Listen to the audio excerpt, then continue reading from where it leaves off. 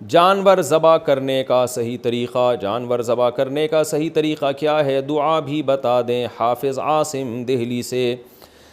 جانور ذبح کرنے کا صحیح طریقہ یہ ہے کہ جانور کو ایسے لٹائیں کہ آپ اس کی ٹانگیں قبلے کی طرف ہوں جانور کی، اور اس کا سر جو ہے جب آپ سیدھا کر دیں تو آپ قبلے کی طرف کھڑے ہوں، آپ کے ہاتھ میں چھری ہو اور آپ قبلے کی طرف ہوں، اور چھری کا رخ بھی قبلے کی طرف ہی ہوگا، ظاہر ہے آپ کا سینہ قبلے کی طرف ہو، جانور کی ٹانگیں بھی قبلے کی طرف ہوں گی، اس طرح ذبح میں بھی آسانی ہوگی اور سنت بھی پوری ہو جائے گی۔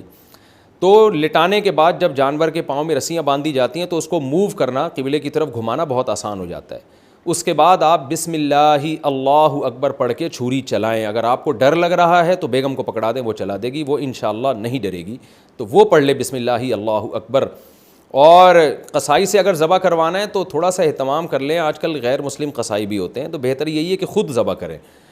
پھر بھی اگر قصائی سے ذبح کروا رہے ہیں تو قصائی کو بولیں بھائی اونچی آواز سے بسم اللہ اللہ اکبر پڑھ لے، اور یہ گٹکا منہ سے نکال کے تھوڑی دیر کے لیے پھینک دے وہاں۔ اللہ کا ذکر کا وقت ہے، ایک شاعر اسلام کو زندہ کیا جا رہا ہے، ابراہیم علیہ السلام کی سنت کو پورا کیا جا رہا ہے، یہ گٹکے کا ٹائم نہیں ہے۔ قصائیوں نے منہ میں گٹکے رکھے ہوتے ہیں، اتنی اسمیل آ رہی ہوتی ہے، اور بسا اوقات وہ تکبیر بھی نہیں پڑھ رہے ہوتے۔ اور اگر آپ نے اور قصائی نے دونوں نے مل کے گلا پہ چھری چلانی ہے تو پھر دونوں پر لازم ہے کہ وہ بسم اللہ اللہ اکبر پڑھیں، اور پھر 4 رگیں کاٹ کے چھوڑ دیں۔ یہ جو حرام مغز میں چھرا مارتے ہیں یہ بہت غلط حرکت ہے، یہ نہ کرنے دیں قصائیوں کو، اس سے جانور کو تکلیف بھی ہوتی ہے اور بلڈ بھی صحیح طرح نکل نہیں پاتا، یہ اور گوشت کی لذت بھی ختم ہوتی ہے، گوشت میں بیماریاں بھی پورے طور پہ، جو بلڈ میں بیماریاں وہ بھی نہیں نکل پاتی اگر کوئی بیماری اس جانور میں، تو ہر طرح سے دنیا کا نقصان بھی آخرت کا نقصان بھی، تو اس کو نہ کرنے دیں یہ حرکت۔ کر لے گا تو جانور حرام نہیں ہوگا، لیکن یہ مکروہ ناپسندیدہ عمل ہے۔ تو 4 رگیں کاٹ کے چھوڑ دیں اور اس کو تڑپنے دیں، بلڈ سارا نکل جائے گا، اللہ آپ کی قربانی قبول کرے گا۔ اس کے بعد جب وہ ٹھنڈا ہو جائے تو کھال اتاریں اور پھر کھائیں، اور ہمیں بھی دعاؤں میں یاد رکھیں۔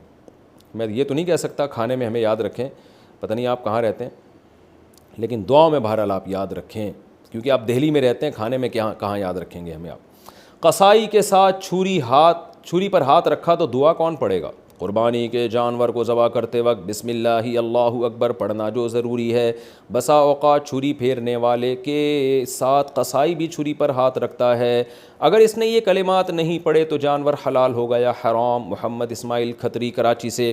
اگر قصائی نے بھی چھری پر ہاتھ رکھا اور دونوں مل کے ذبح کر رہے ہیں تو دونوں پر تکبیر واجب ہے، ایک نے بھی چھوڑ دی تو جائز نہیں ہے، اس لیے اس کو بولے بھائی جب تو چھری پر ہاتھ رکھے تو بھی تکبیر پڑھے۔ اگر وہ بھول گیا تو پھر جائز ہے، لیکن اگر جان کر اس نے چھوڑ دیا تو پھر جانور حلال نہیں ہے۔